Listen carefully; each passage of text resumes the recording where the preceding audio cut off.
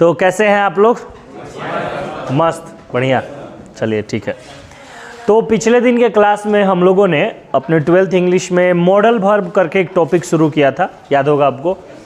और modal verb में अभी तक हम लोग 2 क्लास कर चुके हैं। पहले क्लास में हम लोगों ने मॉडल वर्ब का यूज मॉडल वर्ब क्या होता है, कितने होते हैं, इस पे चर्चा किया। उसके बाद आगे हम लोगों ने मॉडल वर्ब का यूज पढ़ना शुरू किया है।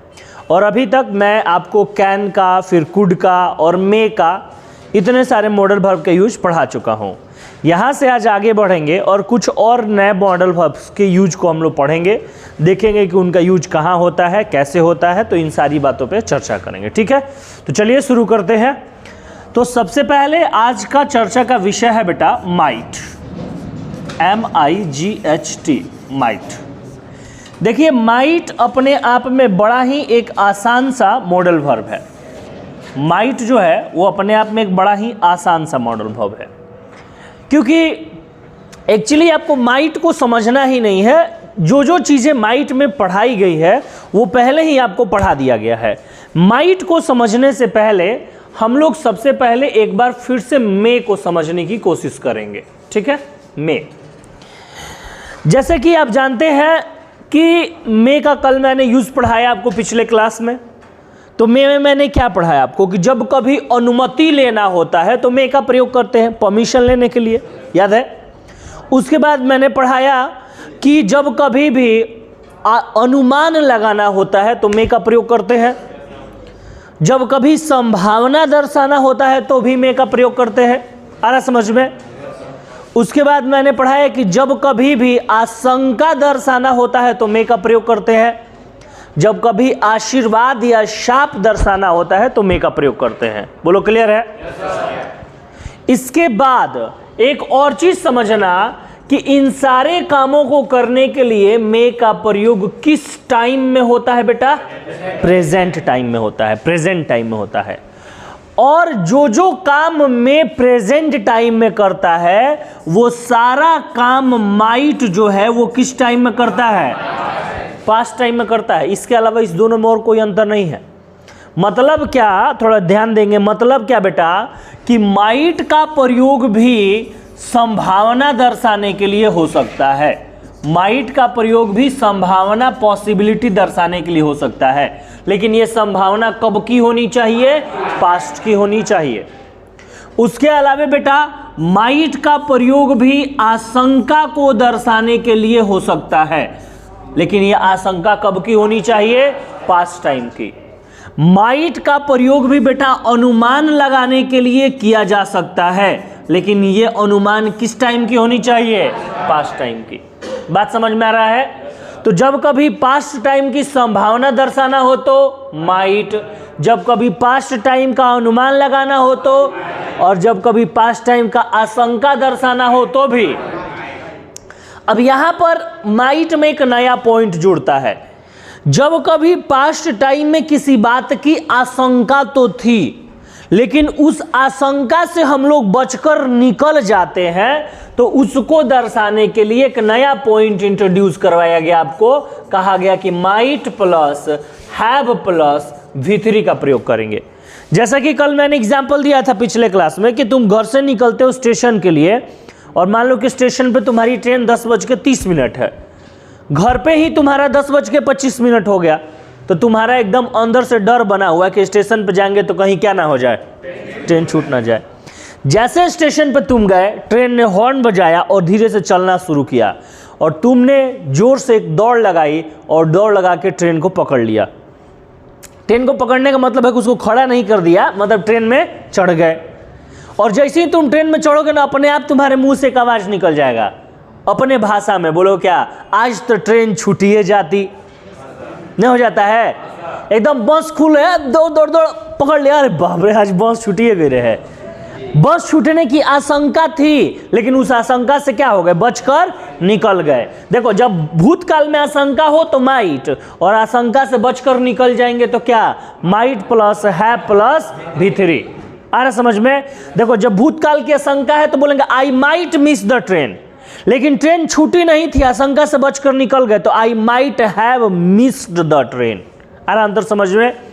सबके साथ ये घटना हुआ होगा कभी ना कभी, बचपन से लेकर अभी तक पढ़ते हो। कभी कभी क्या होता है कि सर क्लास में खड़े कर देते हैं और लगते हैं तुमसे प्रश्न पूछने, और एकदम लगता है कि आज पिटा जाएंगे, नहीं समझ में, एकदम होता है सबके साथ, कभी ना कभी हुआ है। लेकिन फिर तभी क्या होता है कि सर तुमको बिठा देते हैं, तब बिठा देते हैं तो जैसे ही बैठता है तो बोलते कि आज तो पिटाइए जाते, नहीं बोलता है। मतलब मार खाने की आशंका थी, लेकिन उस आशंका से क्या हो गए, बचकर निकल गए। अंग्रेजी में दर्शाएंगे तो क्या लिखेंगे, might plus have plus V3। कोई दिक्कत है, एक एक करके नोट करेंगे। तो देखो आपने क्या देखा अभी कि माइट का जो यूज है वो 3 से 4 जगह पे होता है। पहला, यदि पास्ट टाइम का संभावना दर्शाना हो, पास्ट टाइम में अनुमान लगाना हो, पास्ट टाइम में आशंका को दर्शाने के लिए, और पास्ट टाइम में किसी आशंका से बचकर निकलने के लिए माइट के साथ हैव प्लस V3 लगाते हैं। ये माइट की थ्योरी हो गई। अब इस थ्योरी को हम लोग एग्जाम्पल पे देखेंगे तो अलग अलग एग्जाम्पल देखिए। जैसे देखिए यहाँ पे क्या कहा कि इट माइट रेन यस्टरडे। अब यस्टरडे यहाँ से आ गया तो यस्टरडे से ये पता लग गया भाई कि यस्टरडे जो है वो किस चीज को दर्शा रहा है बेटा, पास्ट टाइम को दर्शा रहा है। और चूंकि रेन जो है बारिश का होना या न होना, ये तो पॉसिबिलिटी है, संभावना है। तो संभावना को दर्शाने के लिए अभी तक 2 मॉडल वर्ब आए हैं, मे आया है और माइट आया। याद है ना कि मे भी संभावना को दर्शा रहा था, लेकिन यहाँ पर अब यस्टरडे आ गया जिससे पता लग गया कि ये पास्ट का है, तो ये पास्ट की संभावना है। तो इसीलिए हम लोगों ने यहाँ पर क्या यूज कर लिया बेटा, यहाँ पर हम लोगों ने यूज कर लिया माइट का। बोलो कोई दिक्कत है। दूसरा एक और यूज था कि यदि पास्ट टाइम का अनुमान लगाना हो तो मे या माइट लगाएंगे। अब यहाँ पे एग्जांपल देखो, हमने कहा आई गेस्ड। अब गेस का मतलब ही होता है अनुमान लगाना, और उससे भी बड़ी चीज है कि गेस्ड यहाँ क्रिया का कौन सा रूप है, गेस्ड का डू। और वर्ब टू रहेगा तो हमेशा मैं बताया हूं कि किस टाइम में, पास्ट टाइम में। तो अब यहां पर बोला कि गेस किया, मैंने गेस किया था कि ईट, वह कौन था भाई, सुनील था। तब गेस करने के लिए 2 मॉडल वर्ब्स आपको दिए गए हैं, मे या माइट। अब बताइए क्या लगाएंगे, क्यों माइट लगाएंगे, पता है ना, क्योंकि पास्ट टाइम का अनुमान लगाने के लिए हम प्रयोग करेंगे माइट का। चलिए 1-2 और एग्जाम्पल देखेंगे। जैसे देखिए एक और एग्जाम्पल था कि जब कभी पास्ट टाइम में आशंका को दर्शाना होता है, डर को दर्शाना होता है, तो भी माइट का प्रयोग करेंगे। अब देखो क्या कह रहा है, आई फियर्ड दैट। अब फिर से फियर्ड क्रिया का कौन सा रूप है, V2 है। फियर मतलब डरना भी होता है। इसने कहा कि मैं डर गया था, क्यों, कि कहीं मैं टेस्ट में फेल ना हो जाऊं, यही ना भाई, मैं टेस्ट में फेल ना हो इसलिए मैं डर गया था। तो टेस्ट में फेल ना हो जाऊं, फेल हुआ या नहीं ये अलग बात है, लेकिन इसके मन में आशंका आ गया था, और आशंका को दर्शाने के लिए 2 मॉडल वर्ब मे और माइट। अब आप यहाँ पे क्या यूज करेंगे, इसलिए सर यूज करेंगे क्योंकि यहाँ पे वर्ब 2 है, वर्ब 2 पास्ट का संदेश देता है, और इसीलिए हम लोग पास्ट वाला ही यूज करेंगे माइट। आ रहा समझ में। उसी तरह से एक और एग्जाम्पल, अब देखो यहाँ पे इसने कहा कि I might have miss the train. मतलब कहीं मेरी ट्रेन क्या हो जाती, छूट जाती। इसको ट्रेन छूटने की डर था लेकिन नहीं छूटा। वही ना बोले कि जब किसी बात की आशंका तो थी लेकिन आशंका नहीं हो पाई, तो उसे दर्शाने के लिए हम लोग लगाएंगे might plus have plus V3। अब देखो, ये देखो ऊपर वाला एग्जाम्पल, ऊपर वाले एग्जाम्पल में क्या दर्शाया जा रहा है, इसको किस बात की आशंका है बताइए जरा, तो टेस्ट में फेल न हो जाए, लेकिन रिजल्ट आया तो टेस्ट में क्या हो गया, तो जिस बात से आशंका थी उससे बचकर क्या हो गया। तो अब यही लड़का पता है कैसे बोलेगा, वो कहेगा बेटा कि I might have failed in the test. मतलब क्या, कहीं टेस्ट में फेल ना हो जाते, लेकिन फेल हुए नहीं है, बचकर निकल गए हैं, तो आई माइट हैव फेल्ड। आ रहा समझ में, बोलो भाई। तो ये था तुम्हारे माइट का पूरा बात, जिसको मैंने एक एक करके करवा दिया, एग्जाम्पल भी करवा दिया। आगे जब थ्योरी खत्म हो जाएगी तो हम लोग डिटेल में क्वेश्चन की प्रैक्टिस भी करेंगे, ठीक है, तो उससे और क्लियर हो जाएगा। चलिए आगे बढ़ते हैं और कुछ और नए मॉडल वर्ब्स पे चर्चा करते हैं। जैसे कि छोटे छोटे कुछ मॉडल वर्ब्स है, उसको हम लोग पहले ले लेते हैं। जैसे कि बेटा एक और मॉडल वर्ब है जो एक साथ ही आता है, वो है शैल और विल। शैल और विल, ये 2 मॉडल वर्ब्स है, इसको समझेंगे, शैल और विल। देखो शैल और विल के लिए बड़े ही ज्यादा पहले तो अफवाह है, अपवाद है। क्यों, आइए एक एक करके समझेंगे। तुमको बचपन में पढ़ाया गया है कि देखो बेटा, जहां पर तुमको गा गे गी लगा रहे वहां पर ही तुम क्या लगाओगे, शैल या विल लगा दोगे। ये बचपन में तुमको पढ़ा दिया गया। अब तुम इसी चीज को लेकर रट रहा है कि जहां गागे गी रहेगा वहां शैल या विल लगा देंगे, जहां गागे गी रहेगा वहां शैल या विल लगा देंगे। लेकिन ये बात पूरी तरह से सही नहीं है, इसको थोड़ा सा हम बारीकी से समझेंगे। पहले ये समझिए कि देखिए, मैं आपको कई एग्जांपल्स दूंगा जहां पर गागेगी है लेकिन वहां पर शैल या विल नहीं लगेगा। एक बार एक व्यक्ति ट्रेन में सफ़र कर रहा था, बड़ा ही गरीब व्यक्ति था। तब तक टीटी उसके पास आता है और उसने उससे पूछा कि बाबा कहाँ जा रहे हैं। तो उस बूढ़े व्यक्ति ने टीटी से डर कर कहा, हुजूर माई बाप हम जा रहे हैं दरभंगा। बताइए वाक्य के अंत में क्या लगा है, गा। तो टीटी ने पूछा बाबा ई का रखे है, उसने अपना कुछ सामान रखा था। तो उसने कहा, हुजूर माई बाप ये है मेरा अंगा। अब बताइए वाक्य के अंत में क्या लगा है, गा। और टीटी ने कहा कि बाबा जरा टिकट दिखा दीजिए। तो उसने कहा, हुजूर माई बाप हम ठहरे भिखमंगा।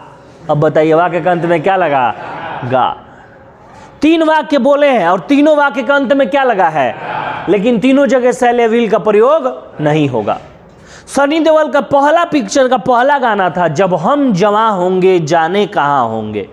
नहीं समझ में आ रहा है? एक वाक्य बोले हैं, एक वाक्य में 2 बार गागे गी का यूज हुआ है ना, लेकिन दोनों बार शैल या विल का प्रयोग नहीं होगा।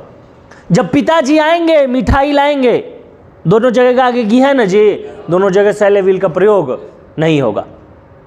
आ रहा समझ में? जब शिक्षक आएंगे हम पढ़ेंगे, एक वाक्य बोले हैं 2 जगह गागे गी है, दोनों जगह शैल या विल का प्रयोग नहीं होगा। तो सिर्फ कुछ भी अनाप शनाप मनोहर पोथी पढ़ लेने से नहीं होता, बात को फैक्ट को समझिए।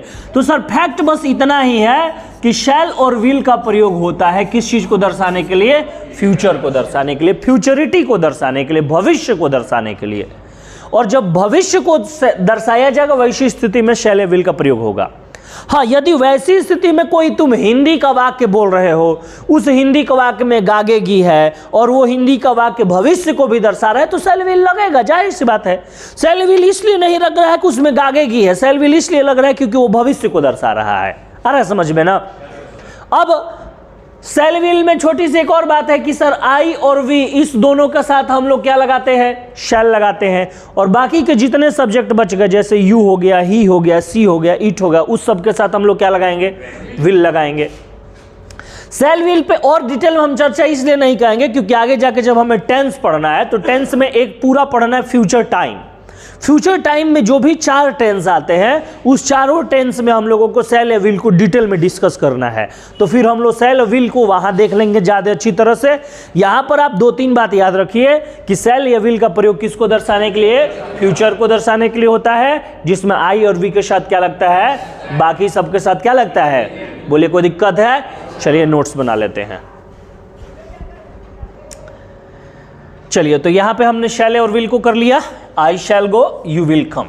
ठीक है, आगे बढ़ेंगे बेटा। और एक और छोटा सा मॉडल वर्ब है इस क्लास में, उसको भी डिस्कस कर लेते हैं, जिसका नाम क्या है, यूज्ड टू। Used to. ऐसे तो ये मॉडल वर्ब का यूज आजकल प्रचलन से बाहर है, कारण क्या है उसमें भी चर्चा करेंगे, लेकिन चूंकि मॉडल वर्ब है तो इसको पढ़ ही लेना है। देखिए ये यूज्ड टू है, इसका प्रयोग कहाँ होता है पहले उसको देख लेते हैं हम लोग, फिर बहुत सारे एग्जाम्पल भी करेंगे। इसका प्रयोग बेटा होता है किस चीज को दर्शाने के लिए, हैबिट को दर्शाने के लिए, आदत को दर्शाने के लिए। लेकिन ये हैबिट, ये आदत बेटा होनी चाहिए किस टाइम की होनी चाहिए, पास्ट टाइम की होनी चाहिए ये आदत, उसको दर्शाने के लिए यूज्ड टू का प्रयोग करेंगे। अब इसका यूज आजकल ज्यादा कम हो रहा है क्योंकि जो काम यूज्ड टू करता है पास्ट टाइम की हैबिट को दर्शाने के लिए, वही काम जो है वो पास्ट इंडेफिनिट टेंस करता है। तो लोगों को यूज्ड टू से ज्यादा आसान पास्ट इंडेफिनिट टेंस लगता है, तो इसीलिए वो लोग पास्ट इंडेफिनिट टेंस का यूज ज्यादा कर लेते हैं और यूज्ड टू का कम यूज होता है, जिससे इसका आजकल प्रयोग कम देखने को आम बोलचाल की भाषा में मिल रहा है। लेकिन चूंकि ये मॉडल वर्ब का पार्ट है तो इसे हम लोगों को करना है कि पास्ट टाइम की हैबिट को दर्शाने के लिए, आदत को दर्शाने के लिए क्या लगाएंगे, यूज्ड टू। जैसे देखो साधारण वाक्य लेते हैं, जैसे तुमने कहा कि सर मैं गांव में रहा करता था। मैं गांव में रहा करता था। तुमने एक हिंदी में ही वाक्य मैं समझाने के लिए लिखा हूं। मतलब इस वाक्य को पढ़ के तुमको क्या आभास हो रहा है कि तुम गांव में पहले रहते थे, अब गांव में तुम नहीं रहते हो। तो गांव में रहने की तुम्हारी आदत थी, लेकिन कब थी बेटा? तो कैसे दर्शाएंगे इसको? देखो, सबसे पहले तुमको सब्जेक्ट लिख देना है। तो सब्जेक्ट क्या है? आई। सब्जेक्ट के बाद तुमको यूज्ड टू लिख देना है। तो यूज्ड टू तुमने लिख दिया, आई यूज्ड टू। अब रहना का अंग्रेजी लिखेंगे क्या? I used to live. कहाँ रहते थे? गांव में। तो in the village. In the village. आ रहा है समझ में? तो ऐसे अपनी पास्ट टाइम की आदत को दर्शा सकते हैं। जैसे एक दो और एग्जाम्पल ले लो। उसने कहा कि सर इस जगह पे एक बड़ा सा घर हुआ करता था, मतलब अभी नहीं है। तो तुम कहोगे, है ना, तुम कहोगे ऐसे, इसको मिटा लेते हैं, एक मिनट।